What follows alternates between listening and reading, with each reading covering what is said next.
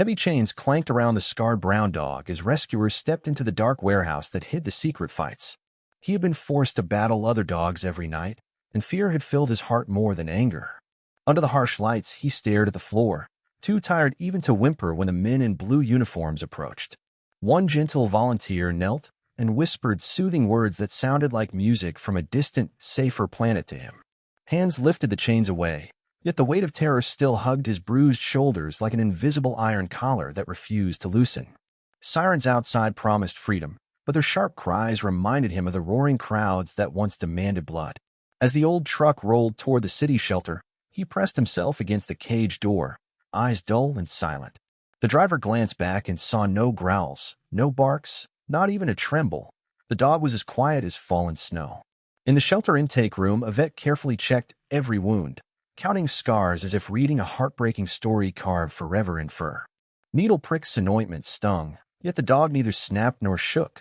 Silence was the only sound he carried. Workers named him Bruno after a brave knight, hoping a strong name could build a new future inside his timid chest. Days passed, and while puppies yipped for attention, Bruno simply watched, lips closed, throat still like a locked gate.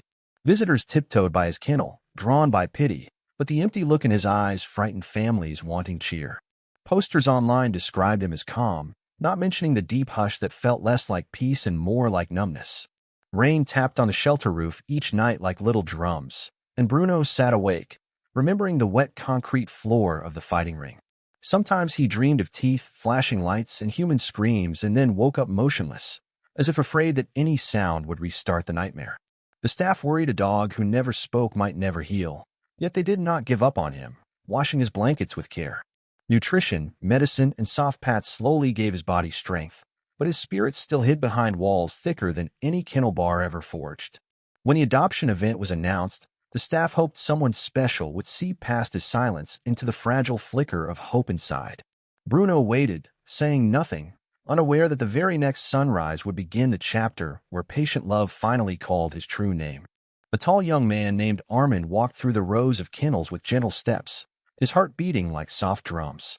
Recently moving to a quiet house on the edge of town, he sought a companion who needed a second chance as much as he did. Bright puppies bounced at the bars, tails wagging like metronomes, but Armin's searching gaze drifted to the silent figure curled in the shadowed back corner of Kennel 12. Bruno looked up, eyes wide and ancient, and Armin felt a tug inside, the kind that refuses to let go once noticed. An employee warned him that the dog never barked, never whined, and might never connect, yet Armin only nodded thoughtfully. He believed wounds could close if patience stayed longer than fear, so he knelt and offered his hand, palm up and steady. Bruno sniffed the air. The scent of kind soap and fresh grass slid into memories that smelled only of sweat and rust. A single slow blink was the dog's answer, but to Armin it felt like a whispered hello reaching across a deep canyon. Paperwork, short interviews, and a promise of weekly updates sealed the adoption, and soon Bruno was led toward daylight. The bright parking lot made him squint, and Armin shielded him with his body, creating a patch of shade like a protective wing. Inside the car, Bruno sat rigid, yet Armin spoke calmly about the hills they would hike and the quiet evenings they would share. The road unfurled like a ribbon toward the countryside, where flowers waved at the breeze and hills promised quiet adventures. At the house, Armin opened every door so Bruno could explore freely. No closed spaces, no surprises, just open paths. The dog padded through corridors painted warm gold, floors dotted with rugs that felt soft and forgiving under his paws.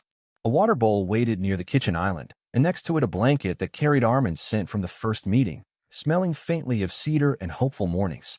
All day, Bruno wandered, absorbing new sounds, a ticking clock, chirping sparrows, the hum of a distant tractor. He never made a sound. Even his nails tapped lightly, as if he feared noise might break the fragile dream around him. That night, Armin slept on the couch near Bruno's bed, reading by lamp until the dog's tense breathing slowed to calm sighs. The moonlight draped over both, and for the first time Bruno closed his eyes without expecting pain when they opened. Somewhere in the hush of midnight, Armin whispered, "We'll move at your speed," not knowing those words planted seeds of trust. Morning sunlight painted the kitchen walls, and Bruno lay near the door, watching Armin prepare oatmeal with gentle motions. Each clink of the spoon made Bruno's ears twitch, yet no sound came from his throat.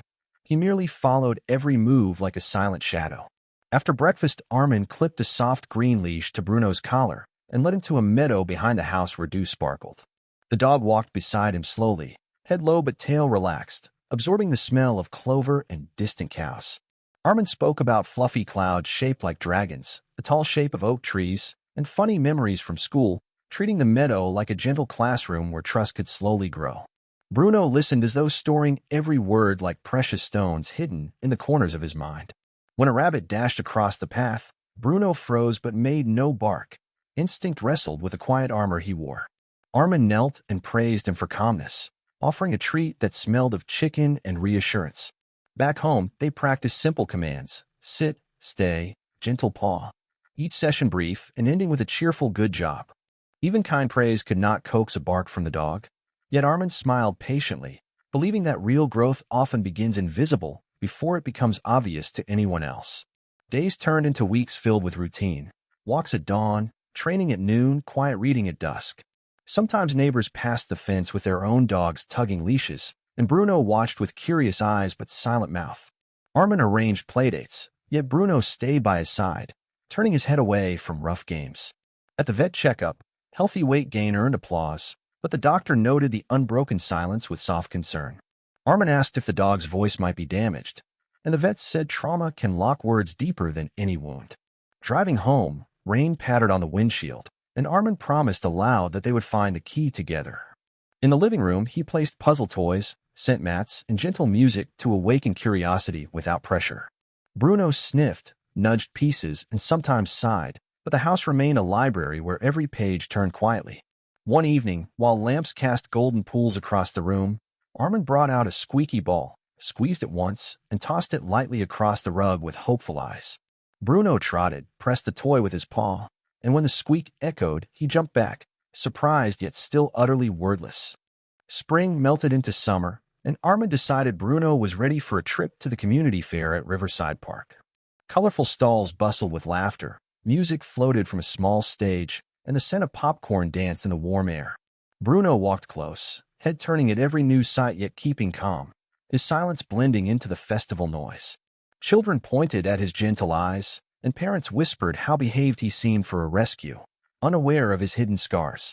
Armin bought lemonade, sat on a bench, and let Bruno rest under the shade of a big maple that hummed with cicadas. The fair suddenly hushed when a loud crash sounded near the carousel, followed by the shrill cry of a frightened child. A runaway pony cart had tipped, and a little girl lay on the gravel, her mother screaming as the startled pony bolted. Volunteers chased after the animal, but people crowded in tight circles, unsure where to move first.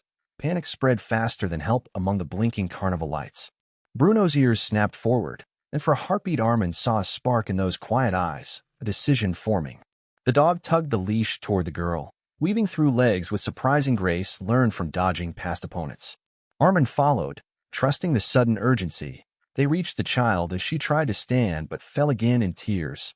The pony circled back, hooves striking tiny sparks on the pavement, rope trailing like a whip, and the crowd gasped, frozen by fear and surprise. Without warning, Bruno placed himself between the girl and the pony, body low, head steady, a living shield of courage. The pony reared, then hesitated, meeting Bruno's unwavering stare that held no anger, only firm resolve. The skilled handler finally grabbed the reins in that trembling pause, calming the pony while Armin gently lifted the trembling girl safely away from danger. Paramedics arrived, checking her scraped knees. She clung to Bruno's neck, burying her face in his thick fur.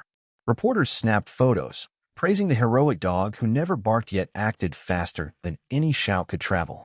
An elderly man wiped tears, whispering that sometimes quiet souls carry the loudest hearts.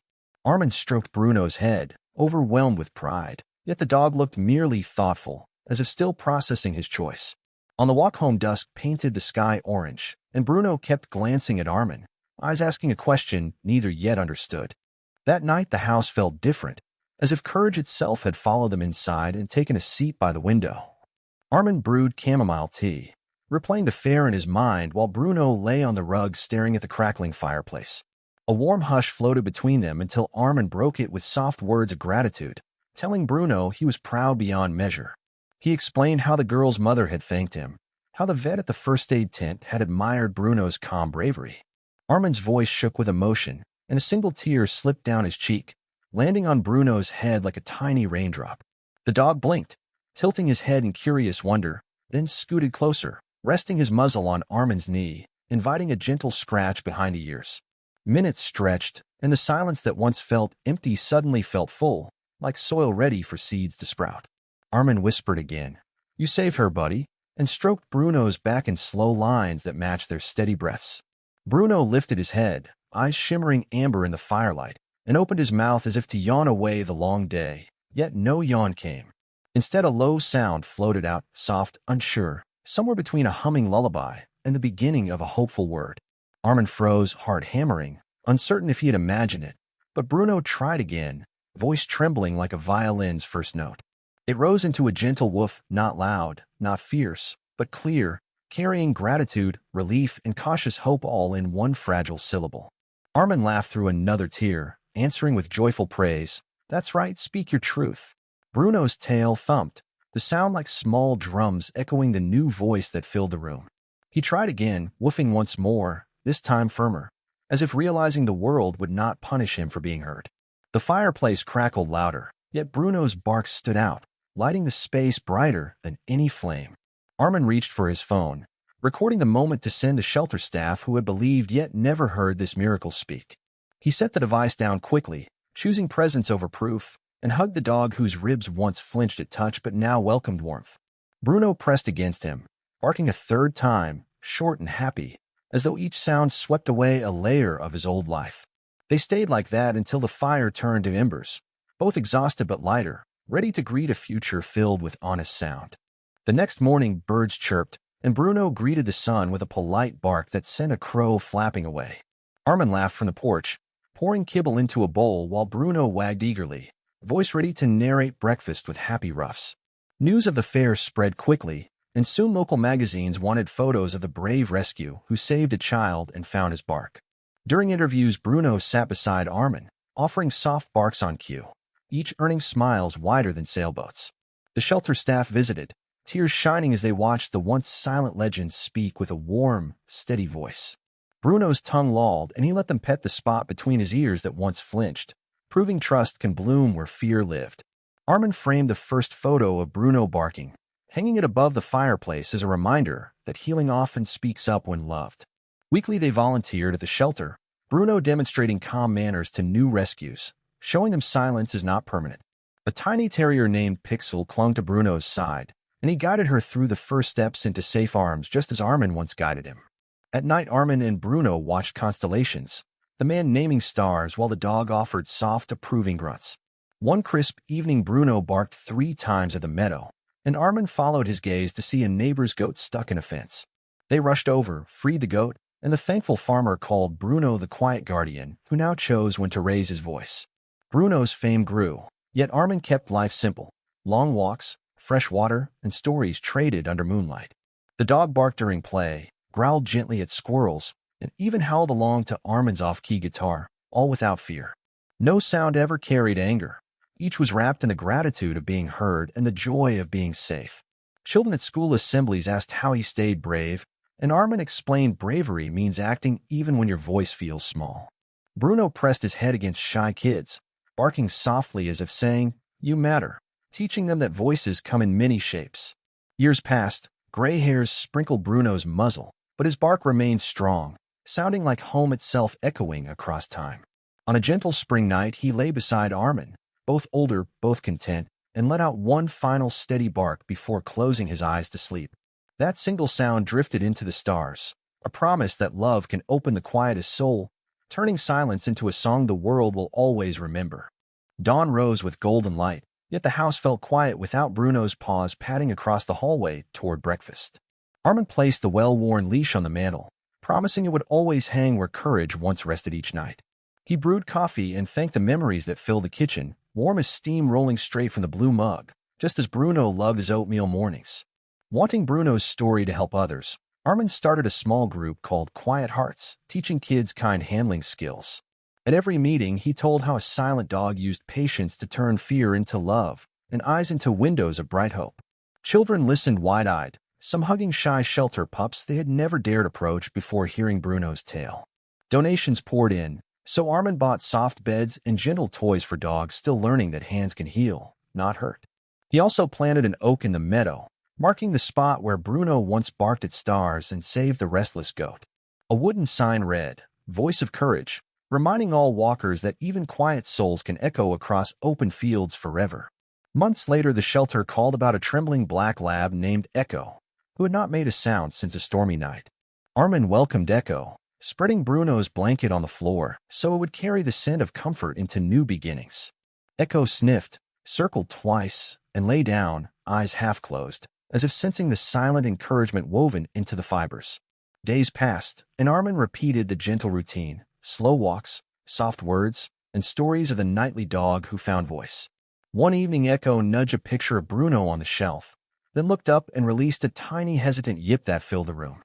Armin laughed, tears shining like morning dew, realizing that bravery leaves footprints others can follow when paths seem dark. He wrote these moments in a notebook, later turning them into a children's book titled The Bark That Broke the Silence. Schools added the book to libraries, and Quiet Hearts visits grew, every page turning into a promise that healing is possible. Echo soon barked freely at butterflies and rolling balls, proving once more that love, like water, finds cracks and blooms life. Armin watched the lab chase sunlight across the meadow, grateful that Bruno's legacy spoke through every wag and joyful sound. And when Never Dawn painted the hills pink, a breeze rustled the oak leaves, whispering a soft bark back to the man who listened.